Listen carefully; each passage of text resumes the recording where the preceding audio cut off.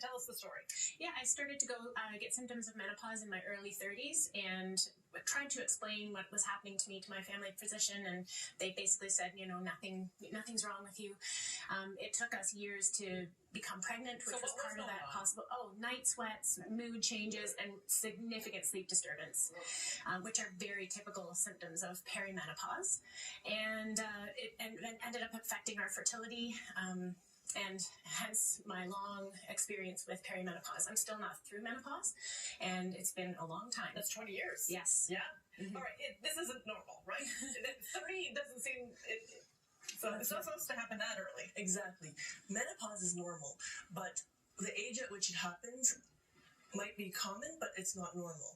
And actually 30 is not common either. Yeah. So that's why sometimes it could be brushed off, but it's really important for women to know what are these signs and symptoms, and if it's happening that early, that can affect your future health.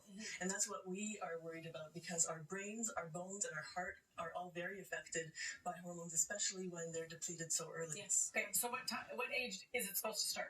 So the definition of menopause is your last period, and then 1 year after, that's when you're in menopause. And so that, for an average Canadian woman, is age 51.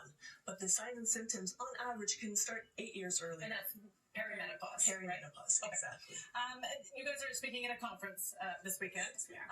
How important is it, you say, invite your spouses, your significant others, because they got to know what's going on, because you changed, right? Absolutely. I think for me, that was the biggest signifier that I needed to do something, is that my relationship started to change, because I was the different person. My mood was different. I wasn't sleeping. I wasn't feeling myself. And for partners to understand that, it's really, really important for their relationship and for their long-term relationship. And that's one of the reasons why we do this conference, because we want women to understand that this is a normal transition, and to get in connection with the people that can support them through this transition. But most women are unprepared. Absolutely. I gotta say I am. Right. I would say so. I see women in their 70s, 80s, 90s who say, I wish I knew this 40 years ago. And this is just the reality. I feel like a lot of women go into menopause having a lot of questions, but just like you would prepare for going for a trip, you should prepare for going to. This is a big journey, and there's so much you can know about yourself, and if your partner's involved as well, that would make it so much easier and smoother. What do we do?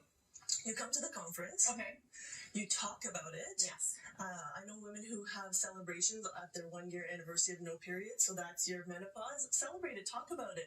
Make sure it's common knowledge, and a big book that I'm going to be basing my talk on is The Vagina Bible by Dr. Jennifer Gunter, and Better Sex Through Mindfulness by Dr. Lori Brotto.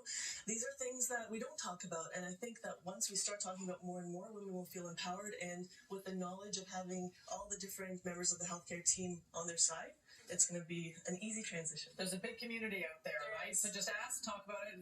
There's nothing to be ashamed of. Absolutely Except not. it's sort of like, going through menopause. It's sort of a big stage in your life. It is, but it's also a scary. significant amount of time post-menopause spent doing things that maybe you haven't had an opportunity to do at this point. Your kids are older, you're in a different stage in your life. It's actually a new life. Tampons and pads. There you go.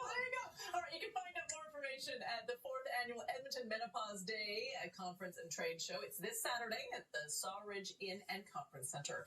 A link to more information can also be found on our website, ctvnewsedmonton.ca. Thanks for joining us, guys. Thank you. We're back after this.